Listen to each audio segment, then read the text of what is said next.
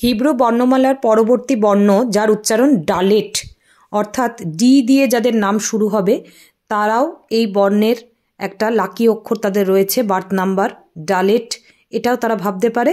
বা ডিএইচ দিয়ে যাদের নাম শুরু হবে অর্থাৎ পুরো ডিএইচ এই দুটো লেটারকে একসঙ্গেও তারা ডালেট ভাবতে পারে, কারণ ইংরেজি বর্ণমালা এটাকে ডালেথ এরকম উচ্চারণও করা হয়েছে, কারণ ইংরেজি বর্ণমালা এরকম উচ্চারণের একটুখানি অস্পষ্ট ব্যাপার রয়েছে, কিন্তু হিব্রু বর্ণমালায় সেটা নেই।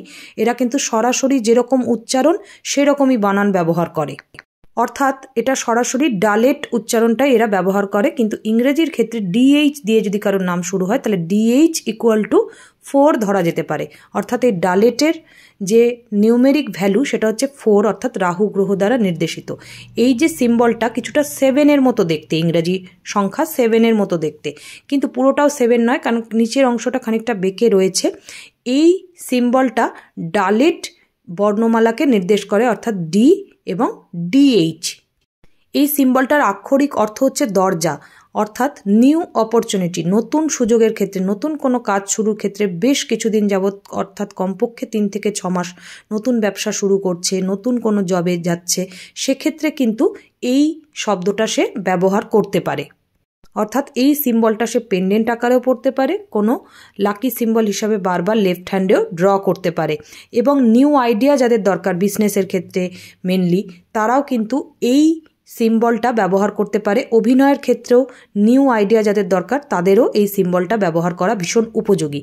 এক্সপোর্ট বিজনেসের ক্ষেত্রে এই ডালেট সিম্বলটা যেহেতু রাহু গ্রহ দ্বারা পরিচালিত ভীষণ বেশি অ্যাক্টিভ কাজ করে।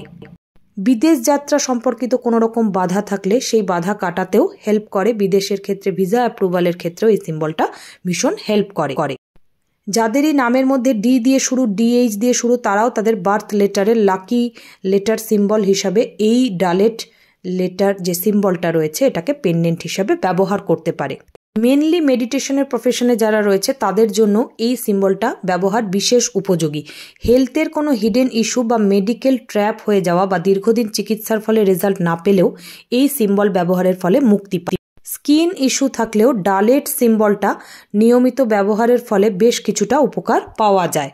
নিজের মধ্যে লুকিয়ে থাকা বিশেষ কোনো ক্ষমতার প্রকাশ যদি কেউ করতে চায় তাহলেও এই সিম্বলের দৈনিক ব্যবহার তার ক্ষেত্রে অনেক বেশি উপকারী হয়। সেই একইভাবে ইউজ করবে, লেফট হ্যান্ডে গ্রিন ইঙ্ক দিয়ে ড্র করবে অথবা পেন্ডেন্টের আকারে দৈনিক ব্যবহারের হিসাবে ধারণ করে থাকবে।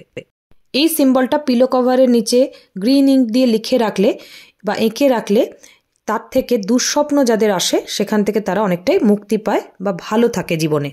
হঠাৎ হঠাৎ ঝগড়া বেঁধে যাওয়া বা অকারণে মানুষের সঙ্গে অশান্তিতে জড়িয়ে পড়ার হাত থেকেও এই সিম্বলের ব্যবহার রক্ষা করে।